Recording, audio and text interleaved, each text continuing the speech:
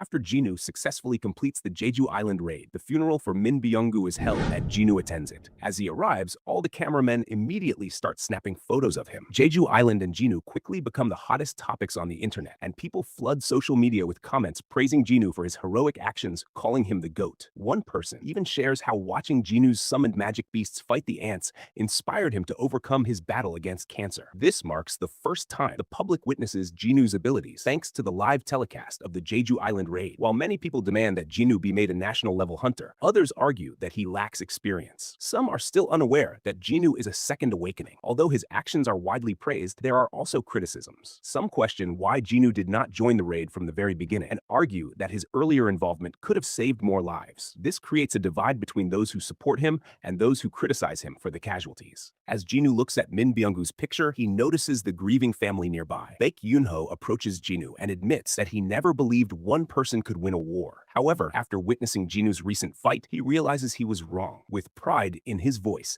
Baek Yoon-ho tells Jinu to keep his chin up for putting an end to the tragedy and thanks him. As Baek Yoon-ho starts crying while remembering his dear friend, Cha Hae-in watches from the side. Suddenly, she blushes at Jinu, causing him to furrow his brows in confusion, wondering why. Meanwhile, it is revealed to everyone that a total of 4,801 hunters participated in the Jeju Island raid, along with 727 awakened civilians. The death toll includes 64 hunters and 32 civilians, which is the lowest number of casualties compared to previous Jeju Island raids. Later, Jinu meets with Chairman Go Gun-hee, and Chairman mentions that he heard Jinu is planning to form a guild. He explains that S-rank hunters do not need a guild master's license and only need to contact the Hunters Association to handle the process. As Jinu listens, he begins to think about the benefits he could receive as an S-rank hunter. Shifting the conversation, Chairman Go asks if Jinu cast any kind of barrier during the Jeju Island raid. He explains that all the A-rank and B-rank hunters from the Knights Guild who went to Jeju Island to collect essence stones and clear ant corpses were found unconscious. Jinu denies doing anything like that, and Chairman Go agrees, saying he does not believe Jinu was involved. Curious, Jinu asks what the hunters said, and Chairman Go responds that they have no recollection of what happened. He adds that there is no way of knowing if the hunters were under a magic spell. Jinu begins to wonder if it could be a trap left behind by the ants. Suddenly, one of the chairman's associates interrupts the conversation to remind him of a meeting. Chairman Go excuses himself,